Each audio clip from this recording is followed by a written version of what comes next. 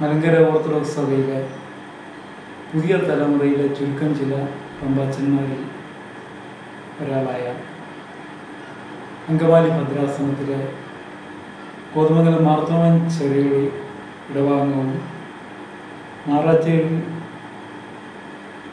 M T പൗലോസിൻ്റെയും ചിന്നമ്മയുടെയും മൂത്ത പുത്രനുമായ മാറാച്ചേരി തോമസ് പോൾ റഹ്മാൻ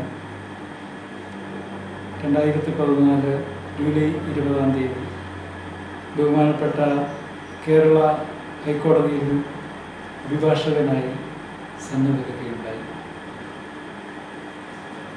അദ്ദേഹത്തിൻ്റെ 2 സഹോദരന്മാരുണ്ട്. കോതമംഗലത്ത് ബിസിനസ് ചെയ്യുന്ന ബാബു, അറ്റ്ലാന്റയിൽ ജോലി മാത്യു. അദ്ദേഹത്തെ നമ്മുടെ ഇന്നത്തെ പ്രോഗ്രാമിലേക്ക് സ്വാഗതം ചെയ്യുന്നു. അന്ന് അഭിഭാഷക വൃത്തിയിൽ ജോയിൻ ചെയ്തത് ഒരു മാധ്യമങ്ങളിൽ വലിയ വാർത്തയും ചർച്ചയും ഒക്കെ ആയിരുന്നു. പക്ഷേ എനിക്ക് സംശയം, ഈ അഭിഭാഷകൻ്റെ വേഷവും ഒരു സന്യാസിയുടെ വേഷവും തമ്മിൽ എങ്ങനെയാണ് ചേരുന്നത്? ഈ ഒരു ചോദ്യം സാധാരണക്കാരും പ്രൊഫഷണലുകളുമൊക്കെ മാറി മാറി കഴിഞ്ഞ ദിവസങ്ങളിലൊക്കെ എന്നോട് ചോദിച്ചൊരു ചോദ്യമാണ്.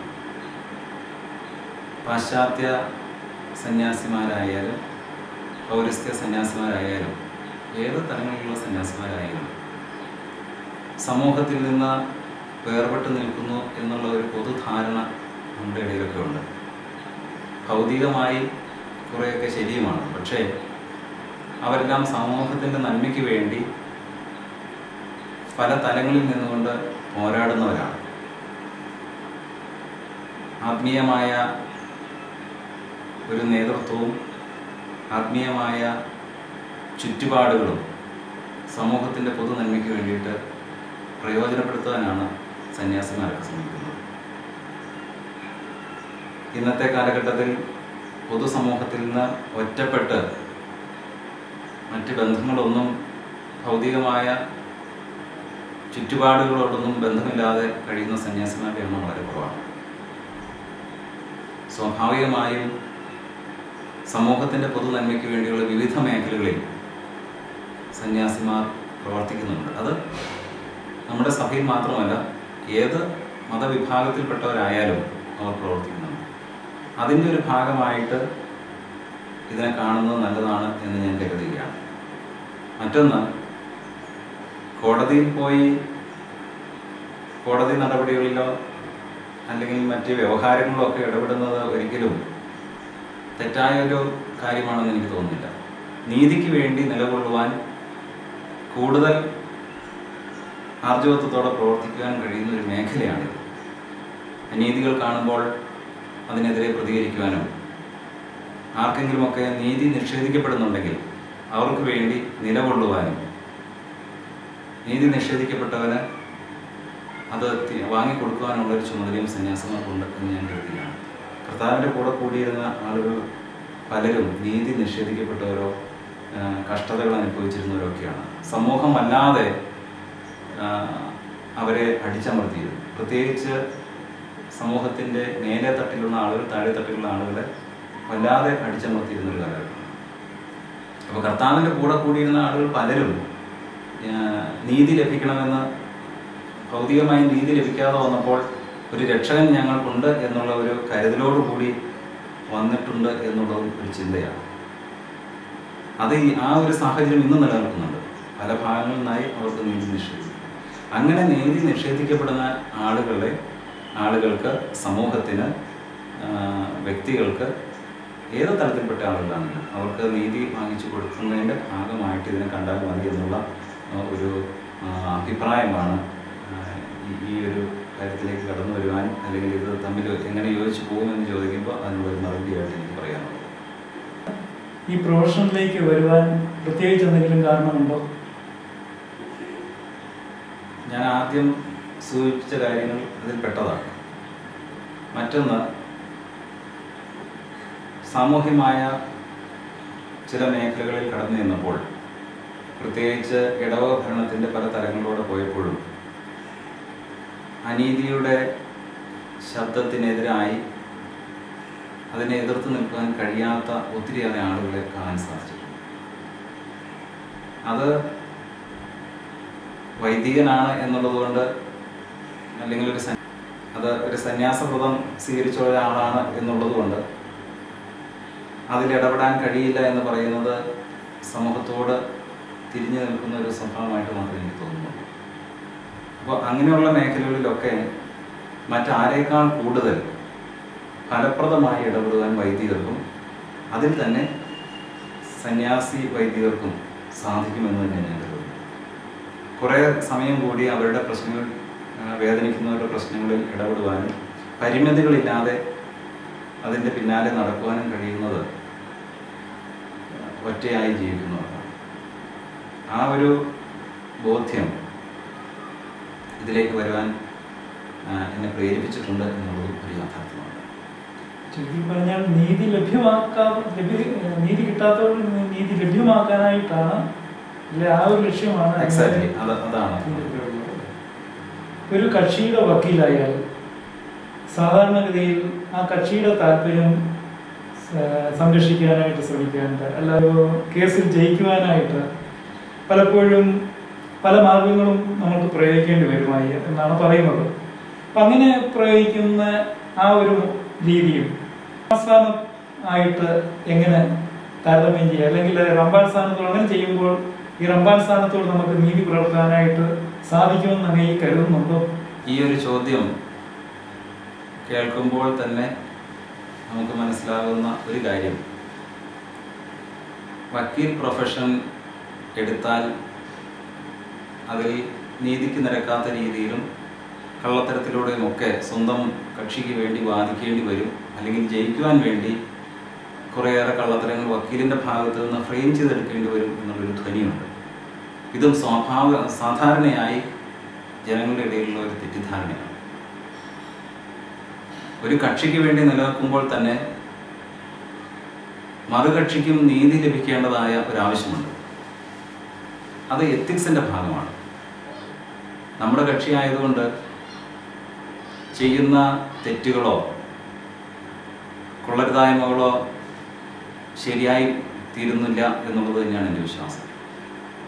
അപ്പോൾ നീതി ലഭിക്കുക എന്നുള്ളതാണ് ഒരു കക്ഷി എന്നുള്ളതിനേക്കാൾ ഈ പ്രൊഫഷണൽ കൂടുതൽ ശ്രദ്ധിക്കേണ്ടത്. അത് പക്ഷെ പ്രായോഗികമായി നടക്കുമോ എന്നുള്ളതൊരു ചോദ്യമാണ്. അങ്ങനെയുള്ള ഒരു സാഹചര്യത്തിൽ എൻ്റെ ചിന്ത, കള്ളത്തരം പറഞ്ഞാൽ മാത്രമാണ് ഒരു കേസ് ജയിക്കുകയുള്ളൂ എന്ന് തോന്നുകയാണെങ്കിൽ അതുപോലുള്ള കേസുകൾ എടുക്കാതിരിക്കുന്നതായിരിക്കും നല്ലത്.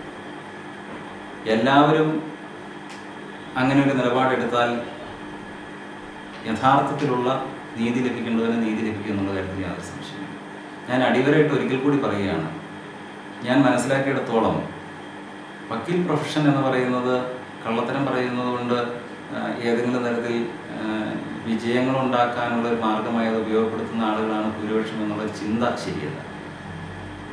യഥാർത്ഥത്തിൽ ആവശ്യമുള്ളത് നീതിക്ക് വേണ്ടി നിലകൊള്ളുക എന്നുള്ളതാണ്. അത് സാധിക്കുമെന്ന് തന്നെയാണ് എൻ്റെ ഉറച്ച വിശ്വാസം. യഥാർത്ഥത്തിൽ സഭാ കേസുകളിൽ സഭയെ വിജയിപ്പിക്കുക എന്നൊരു ഗൂഢലക്ഷ്യത്തോടു കൂടിയല്ലേ താങ്കൾ ഈ ഒരു പ്രൊഫഷനിലേക്ക് വരുന്നത്? സഭ എന്ന് പറയുന്നത് അതിൽ കക്ഷിയാണ് ഉദ്ദേശിച്ചതെന്ന് ഞാൻ കരുതിയാണ്. രണ്ട് കക്ഷികൾ എന്നുള്ള ഒരു നിലയിൽ സഭാ കേസുകളെ കാണരുത് എന്നാണ് എനിക്ക് സൂചിപ്പിക്കുന്നത്. എൻ്റെ കക്ഷി എതിർകക്ഷി എന്നുള്ളതല്ല. നീതി എവിടെ ലഭിക്കണമോ, അത് നമ്മുടെ കക്ഷിക്കാണ് നീതി ലഭിക്കേണ്ടത് എങ്കിൽ നീതി നമ്മുടെ ഭാഗത്താണെങ്കിൽ അത് വിജയിക്കണം. മറുഭാഗത്താണ് നീതിയെങ്കിൽ അത് വിജയിക്കരുത് എന്ന് നമ്മൾ ആഗ്രഹിക്കുന്നത് ശരിയാണെന്ന് എനിക്ക് തോന്നുന്നില്ല. മറ്റൊന്ന്, വക്കീലിൻ്റെ കഴിവ് കൊണ്ട് മാത്രം ഏതെങ്കിലും കേസ് ജയിക്കാൻ കഴിയുമെന്നും ഞാൻ വിശ്വസിക്കുന്നില്ല. നീതി ഉള്ളിടത്ത് വിജയിച്ചിരിക്കും. ചിലപ്പോൾ കുറച്ച് കാലതാമസം വരുത്തുവാൻ വക്കീലിൻ്റെ മിടുക്കുകൊണ്ടൊക്കെ സാധ്യമായിരിക്കും. പക്ഷേ ആത്യന്തികമായിട്ട് നീതി ഏത് ഭാഗത്താണോ അത് ജയിക്കും. അപ്പോൾ ആദ്യം സൂചിപ്പിച്ചത് ശരിയാണ്, സഭ വിജയിക്കുക എന്നുള്ളത്, കക്ഷി വിജയിക്കുക എന്നുള്ളത്. മലങ്കര സഭയെ സംബന്ധിച്ചിടത്തോളം മലങ്കര സഭയുടെ ഇതുവരെയുള്ള നിലനിൽപ്പും മുന്നോട്ടുള്ള പോക്കും നീതിയിൽ അടിസ്ഥാനമിട്ട് തന്നെയാണ് എന്നുള്ള കാര്യത്തിൽ എനിക്ക് യാതൊരു സംശയമില്ല. അപ്പോൾ നീതി ഉണ്ടെങ്കിൽ വിജയിക്കുകയും നീതി ഇല്ലെങ്കിൽ സ്വാഭാവികമായും പരാജയപ്പെടുകയും ചെയ്യും. അതും പരാജയം എന്നുള്ള വാക്കിനേക്കാൾ കൂടുതൽ കക്ഷി കാര്യങ്ങൾ ചോദിച്ചുകൊണ്ട് പറയുകയാണ്, ഇത് ഒരുമിച്ച് പോകേണ്ട സമയമാണ്. കക്ഷി എന്നുള്ള ആ ഒരു സങ്കുചിതമായ ചിന്തയ്ക്ക് അപ്പുറം നിന്നിട്ട് ഇത് ഏകീകൃത മലങ്കര സഭയാണ്. 1934 മലങ്കര സഭാ ഭരണഘടന വിഭാവനം ചെയ്യുന്ന തരത്തിൽ പാത്രിയർക്കീസിൻ്റെ സ്ഥാനം സംരക്ഷിക്കുകയും പാത്രിയർക്കീസിന് കൊടുക്കേണ്ട ബഹുമാനം കൊടുക്കുകയും അതോടൊപ്പം മലങ്കര സഭയുടെ സ്വയം ശീർഷകത്വം നിലനിർത്തുകയും ചെയ്യുക എന്നുള്ളതാണ് ഈ സഭാ കേസിൻ്റെ അടിസ്ഥാനപരമായ പ്രശ്നം എന്ന് ഞാൻ കരുതുകയാണ്. അവിടെ രണ്ടും ഒരുമിച്ച് പോകുമ്പോൾ സ്വാഭാവികമായും സഭയാണ് വിജയിക്കുന്നത്. അത് മലങ്കര സഭ എന്നതിനപ്പുറമായി കർത്താവിൻ്റെ സഭ ഇവിടെ വിജയിക്കും. അതുകൊണ്ട് തന്നെ ഒരു സ്ഥാനീയ ഒരു സന്യാസ സ്ഥാനത്തുള്ള ഒരാൾ വക്കീലിൻ്റെ ഒരു ചുമതല ഏറ്റു എന്നുള്ളത് കൊണ്ട് കേസിന് ഏതെങ്കിലും തരത്തിൽ വലിയ പ്രയോജനങ്ങളൊന്നും ഉണ്ടാവും എന്ന് ഞാൻ കരുതുന്നു. ചില കാര്യങ്ങളിൽ നീതിക്ക് വേണ്ടി കുറെ കൂടി ശക്തമായിട്ട് വാദിക്കാനുള്ള സാഹചര്യങ്ങൾ ഉണ്ടാകുന്നു എന്നുള്ളത് മാത്രമാണ് അത് മൂലം ഉണ്ടാകുന്നത് എന്നാണ് ഞാൻ കരുതുന്നത്. അപ്പോൾ ആത്യന്തികമായിട്ട് കക്ഷികൾ എന്നുള്ളത് വിട്ടിട്ട് നമ്മുടെ സഹോദരങ്ങളാണ് അപ്പുറം നിൽക്കുന്നത്. ഇതെല്ലാം ഒരുമിച്ച് ഒരേ പിതാവിൻ്റെ കീഴിൽ ഒരുമിച്ച് നിന്ന് ബലിയർപ്പിക്കുവാനുള്ള സാഹചര്യം സംജാതമാകണം എന്നുള്ളതാണ് എൻ്റെ എളിയ ഒരഭിപ്രായം. അതിന് മറ്റൊരു തലം കൂടിയുണ്ട്. പരസ്പരമുള്ള അനുരഞ്ജന നീക്കങ്ങൾ നടത്തേണ്ടത് വളരെ അത്യാവശ്യം. സ്വാഭാവികമായും കുറച്ചു കാലത്തെ തീവ്രമായ ചില നിലപാടുകൾ കൊണ്ട് നമ്മൾ ഒത്തിരി അകന്നു പോയിട്ടുണ്ട്. എനിക്ക് തോന്നുന്നു ഇപ്പോഴത്തെ പരിശുദ്ധ പാത്രിയർക്കീസ് ബാവായും മലങ്കര സഭയുടെ മലങ്കര മെത്രാപ്പോലീത്തായും എടുത്തിരിക്കുന്ന നിലപാടുകൾ ഇതൊരു സഭയാണ്, അല്ലെങ്കിൽ ഒരുമിച്ച് പോകേണ്ടതാണ് എന്നുള്ള ചിന്തകളാണെന്നാണ് പ്രസ്താവനകളിൽ നമുക്ക് മനസ്സിലാവുന്നത്. മലങ്കര സഭയെ സംബന്ധിച്ചിടത്തോളം നാളുകളായി ആവശ്യപ്പെടുന്നതും മലങ്കര സഭയുടെ താല്പര്യവും അത് തന്നെയാണ്. ഇതൊരു സഭയാണ് ഒന്നിച്ചു പോകാൻ. പരിശുദ്ധ പാത്രിയർക്കീസ് ബാവ ചുമതലയേറ്റ ഉടനെ നടത്തിയ പ്രസ്താവനയിൽ പറഞ്ഞിരിക്കുന്നത് മലങ്കരയിലെ പ്രശ്നങ്ങൾ പരിഹരിക്കാനുള്ള എല്ലാ ശ്രമവും നടത്തും എന്നുള്ളത് തന്നെയാണ്. വരികൾക്കിടയിലൂടെ വായിക്കുമ്പോഴും അതിനുശേഷമുള്ള പ്രവർത്തനങ്ങൾ കാണുമ്പോഴും മലങ്കര സഭയിൽ വിഘടിച്ച് നിൽക്കുന്നവരെ നിയന്ത്രിക്കുന്ന ഒരു പ്രത്യേക ഇടപെടൽ പരിശുദ്ധ പാത്രിയർക്കീസ് ബാവയുടെ ഭാഗത്തു നിന്നുണ്ടാകുന്നുണ്ട് എന്നാണ് ഇതുവരെയുള്ള കാര്യങ്ങൾ മനസ്സിലാവുന്നത്. അത് ഭംഗിയായി കൊണ്ടുപോകാൻ ഒരു അനുരഞ്ജനങ്ങൾക്ക് ഒത്തിരി പ്രാധാന്യമുണ്ട്. വക്കീലായി എന്നുള്ളത് കൊണ്ട്, നിയമം പഠിച്ചു എന്നുള്ളത് കൊണ്ട് രണ്ട് കക്ഷികൾ തമ്മിൽ മത്സരിക്കുകയല്ല, മറിച്ച് രണ്ട് കക്ഷികളെ യോജിപ്പിച്ച് കൊണ്ടുപോകാൻ കഴിയുന്ന മേഖലകളിൽ അത് ചെയ്യണം. തീർച്ചയായും അത് സാധിക്കുമെന്ന് തന്നെയാണ് എൻ്റെ കരുതൽ. അപ്പോൾ അനുരഞ്ജനത്തിന് മുൻതൂക്കം നൽകിക്കൊണ്ട് സഭയെ ഒന്നാക്കി മുന്നോട്ട് കൊണ്ടുപോകാൻ പരിശുദ്ധ പാത്രിയർക്കീസ് ബാവയുടെ 34 ഭരണഘടന അനുസരിച്ചുള്ള എല്ലാ അധികാരങ്ങളും അവകാശങ്ങളും നിലനിർത്തിക്കൊണ്ട് മലങ്കര ഓർത്തഡോക്സ് സഭ സ്വയം ശീർഷകത്വത്തിൽ പരിശുദ്ധ മാർത്തോമാ ശ്ലീഹായുടെ സിംഹാസനത്തിൽ ആരൂഢനായിരിക്കുന്ന പരിശുദ്ധ പൗലോസ് കാതോലിക്ക ബാവയുടെ കീഴിൽ ഒരുമിച്ച് കൊണ്ടുപോകാനുള്ള ശ്രമങ്ങളുടെ ഭാഗമായി മാത്രം ഈ സ്ഥാനങ്ങളെല്ലാം കണ്ടാൽ മതി എന്നാണ് എനിക്ക് തോന്നുന്നത്. ചുരുക്കി പറഞ്ഞാൽ സഭയെ യോജിപ്പിക്കുക എന്ന ലക്ഷ്യമാണ് യഥാർത്ഥത്തിൽ അങ്ങയുടെ പിന്നിലുള്ളത്, അല്ലേ? യഥാർത്ഥത്തിൽ അതാണ് ഇതിൻ്റെ പിന്നിലുള്ളത്. അനുരഞ്ജനത്തിലൂടെ മുന്നോട്ട് പോകണം എന്ന് പറഞ്ഞപ്പോൾ ചില ആളുകൾ തിരിച്ചു ചോദിച്ചു, നമ്മുടെ കൂടെയുള്ള ചില ആളുകൾ ചോദിച്ചു, പിന്നെ കോടതി എന്തിനാണ് എന്ന് ചോദിച്ചു. അനീതി ഉണ്ടാകുമ്പോൾ അതിനെ നിയന്ത്രിക്കേണ്ട സമയങ്ങളിൽ പുറമേ നിന്ന് നിയന്ത്രിക്കുവാനാണ് കോടതി സംവിധാനം. പരസ്പരം സംസാരിച്ച് അനീതി പ്രവർത്തിക്കുന്നവർ അത് പിൻവലിക്കാൻ തയ്യാറായാൽ, നീതി ആവശ്യമുള്ളവനത് ലഭ്യമാക്കാൻ സാഹചര്യം ഒരുക്കിയാൽ കോടതികൾക്ക് വേറെ സ്ഥാനമൊന്നുമില്ല. രണ്ടു കൂട്ടരും ഒരുമിച്ച് പോകണമെന്ന് തീരുമാനിക്കുകയും അത് പ്രകാരം പരസ്പര ധാരണയിൽ ഇത് മുന്നോട്ട് പോകുന്നു എന്ന് ഒരുമിച്ച് എഴുതി കൊടുക്കാനും പരിശുദ്ധ ബാവാമാരുടെ കീഴിൽ ഒരുമിച്ച് നിൽക്കുവാനും നമുക്ക് സാധിക്കുന്നുണ്ടെങ്കിൽ കോടതികൾക്ക് എന്താ പ്രസക്തി? സ്വാഭാവികമായും ഞാൻ പഠിച്ച നിയമത്തിൻ്റെ അടിസ്ഥാനത്തിൽ മനസ്സിലാക്കുകയാണ്, രണ്ട് കക്ഷികൾ ഒരുമിച്ച് എടുത്തിരിക്കുന്ന തീരുമാനമാണ് എന്ന് പറഞ്ഞ് എഴുതി കൊടുത്താൽ അത് നടപ്പിലാക്കുക എന്നുള്ള ഉത്തരവാദിത്വമാണ് കോടതികൾക്കുള്ളത്. കോടതികൾ അതിന് കൂടുതൽ വില നൽകുന്നുമുണ്ട്. വ്യവഹാരങ്ങളിലൂടെ കാര്യങ്ങൾ തീർപ്പാക്കുന്നതിനേക്കാൾ അനുരഞ്ജനത്തിലൂടെ കാര്യങ്ങൾ തീർപ്പാക്കുവാൻ കോടതികൾ മുന്നിട്ട് വരുന്നു. അത് മലങ്കര സഭയിൽ നടക്കും. കഴിഞ്ഞ കാലത്തെ പ്രവർത്തനങ്ങളെക്കുറിച്ച് ചിന്തിക്കുമ്പോൾ അനുരഞ്ജന ശ്രമങ്ങൾക്ക് മുൻകൈയെടുത്ത് രണ്ട് കക്ഷിയിലെയും ആളുകൾ കുറേ കഴിയുമ്പോൾ യഥാർത്ഥത്തിൽ നീതിയുടെ ഭാഗത്തേക്ക് വരുന്ന ചരിത്രം നമ്മൾ കണ്ടു. പ്രത്യേകിച്ച് മലങ്കര മെത്രാപ്പൊലീത്തയായി തിരഞ്ഞെടുക്കപ്പെട്ടതോടുകൂടി പ്രശ്നങ്ങൾ പരിഹരിക്കുവാനുള്ള നല്ലൊരു സാഹചര്യം അവിടെ സംജാതമായിട്ടുണ്ട്. അത് മലങ്കര സഭ മുഴുവൻ ആഗ്രഹിച്ചതുമാണ്.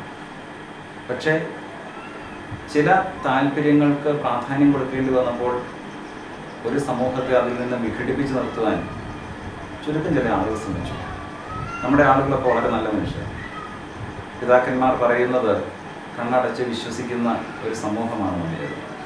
അതുകൊണ്ട് തന്നെ ചില പിതാക്കന്മാർ തെറ്റ് പറഞ്ഞാൽ അതും ശരിയെന്ന് കരുതുന്ന ഒരു സമൂഹമുണ്ട്.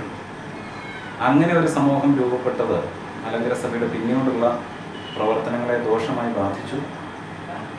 ഒരുമിച്ച് ഏകീകൃത സഭ എന്നുള്ളൊരു ചിന്ത കുറേയെങ്കിലും നഷ്ടപ്പെട്ടു. അങ്ങനെ നഷ്ടപ്പെട്ടു പോയ ആ ആളുകളെ വീണ്ടും ഒരുമിച്ച് കൊണ്ടുവരാൻ സാധിക്കുകയാണെങ്കിൽ, അനുരഞ്ജനത്തിൻ്റെ ഒരു പാതയിലൂടെ ഒരുമിച്ച് കൊണ്ടുവന്ന് നീതിയുള്ള ഒരു സംവിധാനത്തിൻ്റെ കീഴിൽ, നീതിപൂർവമായ ഒരു സഭയുടെ കീഴിൽ ഒരുമിച്ച് നിൽക്കാൻ സാധിക്കുകയാണെങ്കിൽ അത് തന്നെയായിരിക്കും ഏറ്റവും സാർത്ഥകമായിട്ടുള്ളത്. അതൊരു നിയോഗമാണെങ്കിൽ ആ നിയോഗം സന്തോഷത്തോടെ ഏറ്റെടുക്കണം എന്നുള്ളൊരു ചിന്തയാണ് ഈ പ്രൊഫഷനിൽ മുന്നോട്ട് പോകുമ്പോൾ എൻ്റെ മനസ്സിലായി. യാക്കോബായ സഭ പരിശുദ്ധ പാത്രികീസ് ബാവായുടെ കീഴിൽ ഒന്നിച്ചു നിൽക്കുന്ന ഒരു സഭയും, ഓർത്തഡോക്സ് സഭ പരിശുദ്ധ കാതോലിക്ക ബാവായുടെ കീഴിൽ ഒരുമിച്ച് നിൽക്കുന്ന ഒരു സഭയും ആണ് എന്നുള്ളതാണുള്ള കാഴ്ചപ്പാട്. പക്ഷേ ഓർത്തഡോക്സ് സഭയ്ക്ക് യാക്കോബായ സഭയെ എങ്ങനെ അല്ലെങ്കിൽ സ്വീകരിക്കാൻ സാധിക്കും, അഥവാ പരിശുദ്ധ പാത്രികീസ് ബാവയെ എങ്ങനെ സ്വീകരിക്കാൻ സാധിക്കുമെന്നാണ് അങ്ങ് പറയുന്നത്? മലങ്കര സഭയുടെ പിതാക്കന്മാർ, ഈ അടുത്ത കാലത്ത് വന്ന മലങ്കര മെത്രാപ്പൊലീത്തമാർ, ചിലരൊക്കെ ഈ അടുത്ത സമയത്ത് വന്ന പിതാക്കന്മാരുമായിട്ട് പല സമയങ്ങളിലും അടുത്ത് ഇടപഴകുവാനും ഒക്കെ സാധിച്ചിട്ടുണ്ട്.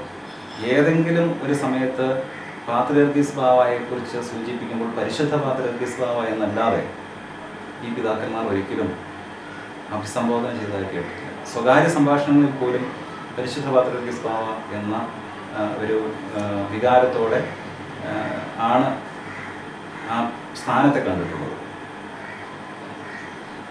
ഞാൻ ആദ്യം സൂചിപ്പിച്ചതുപോലെ ചില ബാഹ്യ സമ്മർദ്ദങ്ങൾ കൊണ്ട് ചിലരുടെ മനസ്സുകളിൽ അത് ഒരുമിച്ച് പോകരുത് എന്ന് ആഗ്രഹിക്കുന്ന സാഹചര്യങ്ങളൊക്കെ ഉണ്ട്. ഞാനതൊരു വിവാദമാകുന്ന പ്രശ്നമായതുകൊണ്ട് അതിൻ്റെ മറ്റു കാര്യങ്ങളിലേക്ക് കടക്കുന്നില്ല.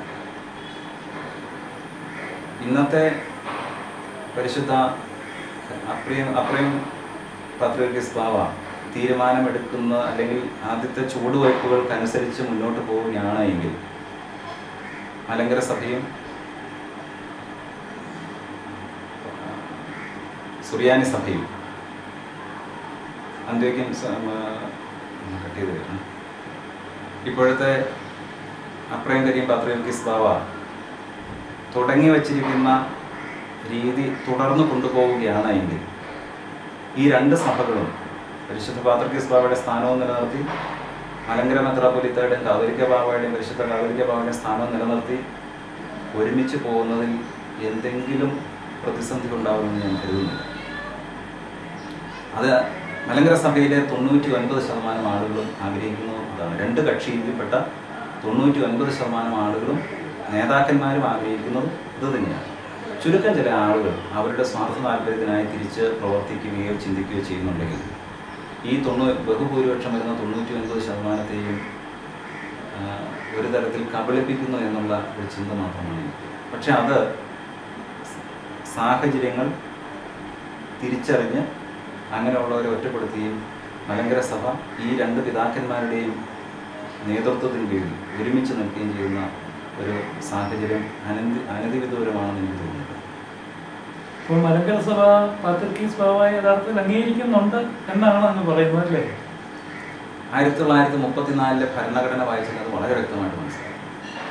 വിശുദ്ധ പാത്രിക്കീസ് ബാവയ്ക്ക് ഏത് തരത്തിലുള്ള അംഗീകാരം മലങ്കര സഭ കൊടുത്തിട്ടുണ്ട്. മലങ്കര സഭയെ സംബന്ധിച്ചിടത്തോളം പാത്രിക്കീസ് ബാവയെ ഭരണഘടന ഭേദഗതി ചെയ്യാൻ പൂർണ്ണ അധികാരം മലങ്കര അസോസിയേഷനുണ്ട്. ഏതെങ്കിലും ഒരു അസോസിയേഷനിൽ ആദ്യം സൂചിപ്പിച്ച ക്ലോസുകൾ ഭേദഗതി ചെയ്യാനുള്ള അവകാശവും മലങ്കര അസോസിയേഷനുണ്ട്. പക്ഷെ മലങ്കര അസോസിയേഷൻ ഇത്ര നാളുകളായിട്ടും അത് ചെയ്യാതിരിക്കുന്നത് ഈ സഭകൾ ഒരുമിച്ച് പോകണമെന്നുള്ള ആഗ്രഹം കൊണ്ടാണ് എന്നാണ് ഞാൻ കരുതുന്നത്. അതുകൊണ്ട് തന്നെ ഇത് ആര് മുകളിൽ നിൽക്കുന്നു, ആര് കീഴിൽ നിൽക്കുന്നു എന്നുള്ളതല്ല, ഒരേ സംവിധാനത്തിൽ നിൽക്കുന്ന ഒരു ഏകീകൃത സംവിധാനമായി ഇത് മാറണമെന്നുള്ളതാണ് മലങ്കര സഭ ഭരണഘടന വിവക്ഷിക്കുന്നത്. അതനുസരിച്ച് ഒരുമിച്ച് പോകണം എന്ന് തന്നെയാണ് എൻ്റെ വ്യക്തമായ ചിന്ത.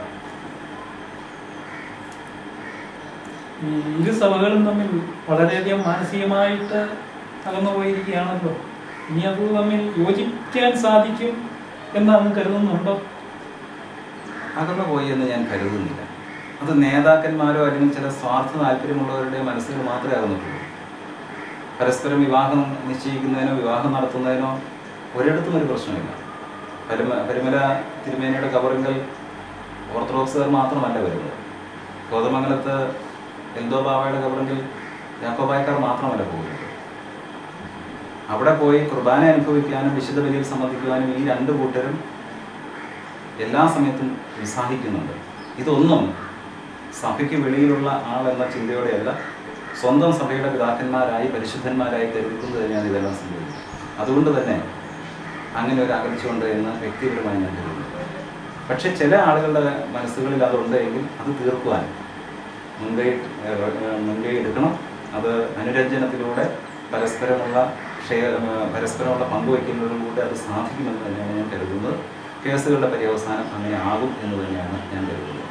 അതായത് കുടുംബാംഗങ്ങൾ ഒത്തുചേരുമ്പോൾ അതിൽ യാക്കോബായക്കാരും ഓർത്തഡോക്സുകാരും എല്ലാവരും ഉണ്ട്, പക്ഷെ അവിടെ അവർക്കും പ്രശ്നങ്ങളില്ല എന്നാണ് ഉദ്ദേശിക്കുന്നത്. തീർച്ചയായിട്ടും വളരെ ചുരുക്കം സ്ഥലങ്ങളിൽ ഇല്ല എന്ന് ഞാൻ പറയുന്നില്ല. പക്ഷേ ബഹുഭൂരിപക്ഷം സ്ഥലങ്ങളിലും ഒരുമിച്ച് കൂടുമ്പോൾ സുറിയാനി സഭയിലെ അംഗങ്ങൾ എന്നുള്ളതിനപ്പുറമായൊരു വികാരമുണ്ട് എന്ന് ഞാൻ കരുതുന്നത്. അങ്ങയുടെ ഈ പുതിയ സ്ഥാനലബ്ധി സഭയിൽ എങ്ങനെ പ്രയോജനപ്പെടുത്താൻ സാധിക്കും? അല്ലെങ്കിൽ ഒരു വൈദികനായിരിക്കുമ്പോൾ അല്ലെങ്കിൽ ഒരു സന്യാസം ആയിരിക്കുമ്പോഴത്തേക്കിന് അല്ലെ സഭയിലെ ഒരു അംഗമായി എന്ന നിലയിൽ ഒക്കെ ഈ ഈ പുതിയ സ്ഥാനലബ്ധി അല്ലെ ഈ അഭിഭാഷക സ്ഥാനത്തേക്ക് വരുന്നത് എങ്ങനെ ഈ സഭയിൽ പ്രയോജനപ്പെടുത്താനായിട്ട് സാധിക്കും? വളരെ കാര്യമാത്ര പ്രസക്തമായൊരു ചോദ്യമാണിത്. ഇതിന് പല തലങ്ങളുണ്ട്. കക്ഷി പ്രശ്നങ്ങളുള്ള സ്ഥലങ്ങളിൽ പരസ്പരം സംസാരിക്കുവാനും പരസ്പരം മനസ്സിലാക്കുവാനും നിലവിലുള്ള നിയമങ്ങളും നിലവിലുള്ള കോടതി വിധികളും ഒക്കെ പഠിച്ച് രണ്ടു കൂട്ടരെയും അതിനെക്കുറിച്ചൊരു ബോധ്യമുണ്ടാക്കി ഒരുമിച്ച് പോകാനുള്ള ഒരു സാഹചര്യം സംജാതമാക്കുക എന്നുള്ളത് കക്ഷി പ്രശ്നങ്ങളിൽ ഈ സ്ഥാനം കൊണ്ട് പ്രയോജനപ്പെടും എന്ന് ഞാൻ കരുതുകയാണ്. മറ്റൊന്ന്, സഭയിലെ അംഗങ്ങളുടെ ഇടയിൽ ഒത്തിരിയേറെ പ്രശ്നങ്ങൾ നിലനിൽക്കുന്നുണ്ട്. സാമൂഹ്യമായ വളർച്ചയുടെ ഭാഗമായി കുടുംബ ബന്ധങ്ങൾ ഒത്തിരി ശിഥിലമായിട്ടുണ്ട്. ഭാര്യയും ഭർത്താവും തമ്മിൽ പിണങ്ങിക്കഴിയുന്നുണ്ട്. ഒരേ കുടുംബത്തിലെ ജ്യേഷ്ഠാനുജന്മാർ തമ്മിൽ, സഹോദരങ്ങൾ തമ്മിൽ വഴക്കും പ്രശ്നങ്ങളുമുണ്ട്. ഇടവകകൾ തമ്മിൽ ചുരുക്കം സ്ഥലങ്ങളിൽ പ്രശ്നങ്ങളുണ്ട്. അപ്പോൾ അവിടെയെല്ലാം ഒരു വൈദികൻ എന്ന നിലയിലും ഒരു നിയമം പഠിച്ച ആൾ എന്ന നിലയിലും ഒരുമിപ്പിച്ച് കുടുംബ ബന്ധങ്ങളെ കൂടുതൽ ഊട്ടിയുറപ്പിച്ചു കൊണ്ടുപോകാനുള്ള പല പ്രവർത്തനങ്ങളും ചെയ്യാൻ സാധിക്കും. കുടുംബങ്ങൾ തമ്മിലുള്ള പ്രശ്നങ്ങളിൽ, സഹോദരങ്ങൾ തമ്മിലുള്ള പ്രശ്നങ്ങളിൽ അവരെ ഒരുമിപ്പിച്ചു കൊണ്ടുപോകാനുള്ള പല സാഹചര്യങ്ങളും നമുക്ക് ഉണ്ടാക്കാൻ സാധിക്കും. ഇടവകകൾ തമ്മിലുള്ള പ്രശ്നങ്ങളിൽ ഇടവകളെ യോജിപ്പിച്ച് കൊണ്ടുപോകാനുള്ള പല നടപടികൾ എടുക്കാനും നമ്മളെ കൊണ്ട് സാധിക്കും. അതുകൂടാതെ സമൂഹത്തിലെ അനീതികൾ, സമൂഹത്തിലെ കോൺഫ്ലിക്റ്റ്, സമൂഹത്തിലുണ്ടായിരിക്കുന്ന വിടവുകൾ, അതൊക്കെ ഏതെങ്കിലും തരത്തിൽ അനുരഞ്ജനത്തിലൂടെ ഒരുമിപ്പിച്ച് കൊണ്ടുപോകാനുള്ള മേഖലകളും നമ്മൾ കൂടുതലായിട്ട് കാണാൻ സാധിക്കുമെന്നാണ് ഞാൻ കരുതുന്നത്. സഭയെ സംബന്ധിച്ചിടത്തോളം കൂടുതൽ ശ്രദ്ധ കൊടുക്കാത്തൊരു മേഖലയാണ് കുടുംബ പ്രശ്നങ്ങളിൽ സഭയുടെ ഇടപെടൽ എന്ന് പറയുന്നത്. അങ്ങനെ ഉണ്ടാകുമ്പോൾ സഭയ്ക്ക് കൂടുതലായി കുടുംബാംഗങ്ങളെ കാണുവാനും കുടുംബാംഗങ്ങളെ ഒരുമിപ്പിച്ച് കൊണ്ടുപോകാനുള്ള ചുമതലയുണ്ട്. അതിന് സഭ ചില കാര്യങ്ങളൊക്കെ കൂടുതലായിട്ട് ചെയ്യേണ്ടതുണ്ട്. അവയ്ക്കൊക്കെ നേതൃത്വം നൽകുവാനോ ഇടവക തലത്തിലെങ്കിലും നേതൃത്വം നൽകുവാൻ ഈ സ്ഥാനകർത്തി കൊണ്ട് സാധിക്കുമെന്നാണ് ഞാൻ കരുതുന്നത്. ഒരു ഭദ്രാസന ഇടവയെ സംബന്ധിച്ചിടത്തോളം മെത്രാപ്പൊലീത്തമാരും സഭയെ സംബന്ധിച്ചിടത്തോളം വിശുദ്ധ പാവതിരുമേനിയും ഒക്കെ എടുക്കുന്ന നിലപാടുകൾ നിർണായകമാണ്. അതുപോലെ തന്നെയാണ് ഒരു ഇടവകയുടെ വികാരി എടുക്കുന്ന നിലപാടുകൾ. വളരെ കാര്യമായി ജനങ്ങളുടെ ഇടയിലേക്ക് ഇറങ്ങിച്ചെന്ന് കുടുംബ ബന്ധങ്ങളിൽ ഒരു സാന്നിധ്യം അറിയിക്കുവാനും പ്രശ്നങ്ങളിൽ പരിഹാരം കണ്ടെത്തുവാനും ഒരു അഭിഭാഷകൻ എന്ന നിലയിൽ സാധിക്കും എന്ന് തന്നെയാണ് ഞാൻ പൂർണ്ണമായിട്ടും വിശ്വസിക്കുന്നത്. ഭാവിയിൽ അങ്ങയുടെ ലക്ഷ്യങ്ങൾ എന്തൊക്കെയാണ്? ഞാൻ ആദ്യം സൂചിപ്പിച്ചതുപോലെ സഭാ പ്രശ്നങ്ങളിൽ യോജിപ്പ് ഉണ്ടാക്കാവുന്ന മേഖലകളിൽ ഒരുമിച്ച് യോജിച്ച് മുന്നോട്ട് കൊണ്ടുപോകാനുള്ള പ്രവർത്തനങ്ങളിൽ ഇടപെടണം എന്ന് ആഗ്രഹിക്കുന്നുണ്ട്. മറ്റൊന്ന്, കുടുംബ പ്രശ്നങ്ങളും വ്യക്തി പ്രശ്നങ്ങളുമൊക്കെ ഉള്ള മേഖലകളിൽ ഇടപെട്ട് പ്രവർത്തിക്കണം എന്ന് ആഗ്രഹിക്കുന്നുണ്ട്. അതോടൊപ്പം ഈ തലത്തിൽ സഭയിൽ നിന്നുകൊണ്ട് പ്രവർത്തിക്കാൻ കഴിയുന്ന തരത്തിലുള്ള കർമ്മ പരിപാടികൾ ആവിഷ്കരിച്ച് നടപ്പാക്കാനുള്ള ഒരു ശ്രമവും നടത്തണമെന്നാണ് ആഗ്രഹിക്കുന്നത്.